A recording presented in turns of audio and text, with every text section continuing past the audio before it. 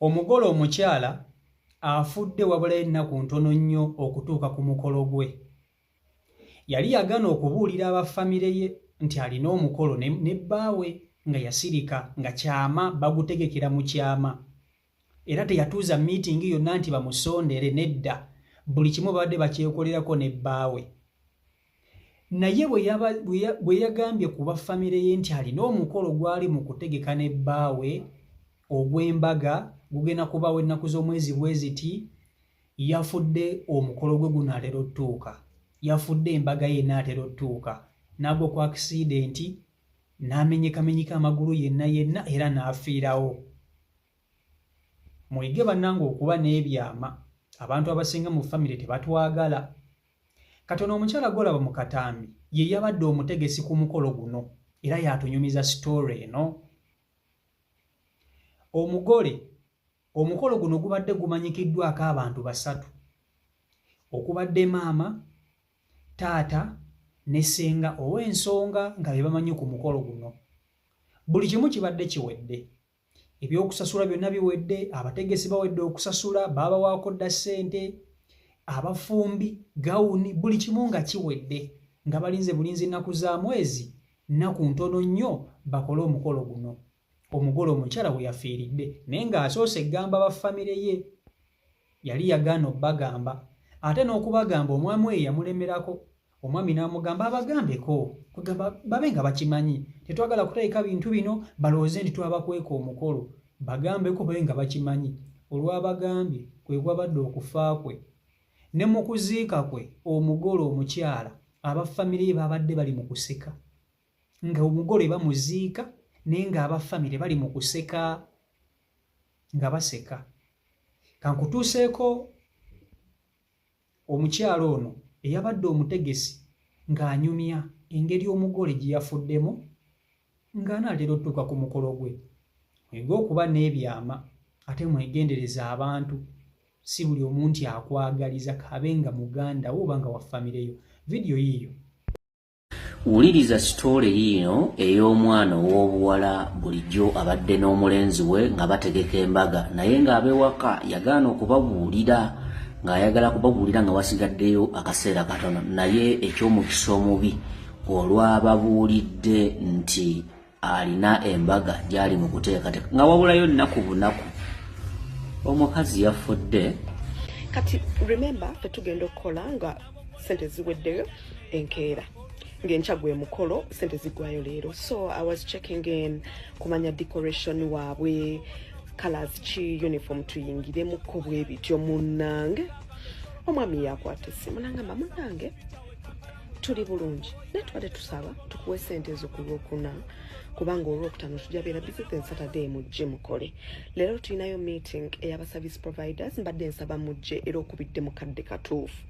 Ne mugamba mukwano nnyinza obutasobola kubanga ninayo omukolo leero korona nayinako chai nga ngenda displayinga ka chai nteekawo ka setup akali beautiful byoyo then nkeera nkole chai mukole y'abantu banywe.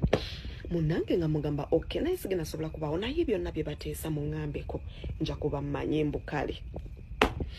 Munnange omugole yali atuganye okwogera tuba tuli awo ng'omwami ankubira agamba munnange yadde twabawaako sente muzikuume naye omukolo tegugenda kusobola kubaayo ku Saturday eno najjako. Neneebuuza ye bagusazizza mu wiiki esembayo how come kubanga mu kwogera kwabwe sente ezaaliwo nga tewali kiyinza zigusazaamu. Munnange nga ntandika okuweereza ka message ku WhatsApp mpeereza omugole omukyala hi boo how are you I'm kindly inquiring gugenda kubeerayo ddi so that olunaku olwo siteekako muntu mulala kubanga nali nakwata dda sente maama. Omukazi tanziramu neneralikira omanyi nga service provider w'obeera toyagala linnya lyo ditta bannange omwami nga nziramu alaba bu message busuuse nga ngamba Dora it is me online. Omukyalo ono olunaku lwe twabagamba olwali olwa service providers okujja mu meeting esembayo bwe yavaayo lwe lunaku yannyonnyola abafamire nti omukolo gyeguli. Jjukira tebaamusonda omukazi tebakolako meetings wabula service providers meeting baali bagimanyiko maama senga ow'ensonga ne taata naye nga bonna kati bano ab'ekika abalala bonna kwolwo lwe bagamba ab'ewaka bagamba nedda bagambeko tosobola kula mukolo nga bafamire tebaliwo bagambeko nga bagamba nja bagamba lwakutaano ng'enkya gwe mukolo banaasobola banajja bunedda nnyabo tujja kusaalukuka tosobola bali bafamire yaffe famire ogimani omanyi batubeereddewo bali baganda baffe tebasobola kuloga omuwala nga bagamba kale tukube they called ne bagambako abamu bagambako abantu ndooza sisobola kugamba nnamba ntuufu lwamaliriza nga bamaliriza enkeera accident wepaba omugulu nga gumenyeka mbogwa right gamenyekamu emirundi 3 guno nga gujja naye ekitundu kya wansi kyekyakosebwa ekitundu kya wansi kimala okukosebwa omukyala nga bamutwala mu ddwaliro bamusiba cement bamutadde waggulu nga bagamba nedda bwamala oyunga abasawo bamuzizamu amaanyi omusajja n'ajasobola kuddamu otambula biki bwamala okuyunga bagenda kugira agenda kutereera mujja kukola omukolo gwammwe after kyannaku nnyo nti nfunye akasimu nga baŋŋamba omukyala yafudde ekisinza okundeetesa emboozi eno oba ebirungi byaffe tubisirikirirenga ddala abasobola babirabe nga bibaddewo I don't know olwamaliriza okukutuka wepaba ng'omuntu yenna I felt touch twalyako ku ssente bikini ngamba no I will go for burial omusajja n'aŋŋamba Hadora tebabakubireyo ng'enseko Dora tebabakubireyo ng'enseko nnyingi mu kufa kwono ne nze ekyokuyiga kyenjizeemu nti bw'oba onyumya successes zo naddala eri ba family members olina okubaako ne wookoma gwe simanyi kikyoyizeemu. Vidiyo eno bw'ogiraba ekuyigiriza ki gwe nga ggwe omuntu oba oli mukyala oba oli mwami ekuyigiriza ki?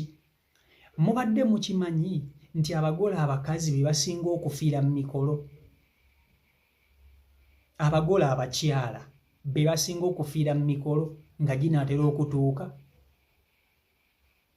Owulira nti omugole yagudde eddalo ku mukolo gwe omukyala, n'owulira nti omugole omukyala yafudde, mbw ate yafudde kikutuku, mbw ate yakoze bw'ati, mbw ate yaseeredde. Bannange muyige okuba n'ebyama mu nsi muno.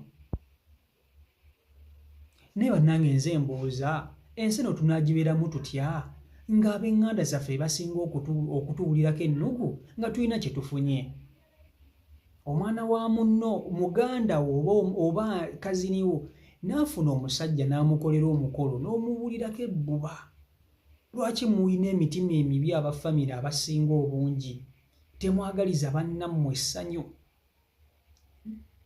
Omwana wa munno n'akola omukolo gwe n'onyiiga n'ofuna akasajja ku mutima olw'okuba omwana wa munno agenda kukola mbaga gwe abaana bo batudde. Abaana babazaalira ku lujja baganya okubano n'abasajja, naye nodda ku mwana wa munno n'omutta. Omugole yali yagaana, omuwala nga yagaana okubuulira abafamire ye nti alina omukolo, nga yagaana okubabuulira era nga yagamba omwami we katukole omukolo guno nga bali tebamanyi. Tetutuuza miitingi nti oba tusonde, nedda, buli kimu tukyekolereko mpola mpola. Buli kimu babadde bakikozeeko. Basasudde abafumbi, basasudde abategesi, basasudde ab'okwambala, basasudde buli kimu nga kiri mu giya. Naye omwami n'amugamba nedda katubagambeko kuba munange ba famire. Katubagambeko bakimanye nti tulina omukolo tuleme bikola bino nga tebamanyi tugubasuleko nti agwogwo. Omusajja bw'atyo bwe yalowooza, omukyala n'akkiriza. Era ne beesitula ne batandika okugenda nga bagamba buli waŋŋanda zaabwe ewaabwe w'omukyala. Zaabadde teziri busa ng'omukazi agwa ku akisidenti. Kabanga katono nnyo ng'omukazi afa ng'embaga enaatera okutuuka. Oyiga ki bw'owuliriza ebintu nga bino? Kiki ky'oyiga? Oli muntu mukulu, kiki ky'oyiga? Gwe ky'oba omanyi ebintu ebisinga by'owulira bisobola okutuukako, God forbid. Naye tuli mu nsi nga buli kimu kisoboka. Tuli mu nsi nga abantu abatatwagaliza tusula nabo mu mayumba. Tuli mu nsi nga abantu abatukola obubi, abantu abatuloga, abatusiraanya tusula nabo mu mayumba. Tulira ku ssowaani y'emu, twayonka ku bbeere limu, twakuzibwa omuntu omu.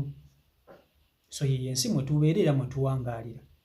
mwegendereza abantu tebatwagaliza tebatwagala.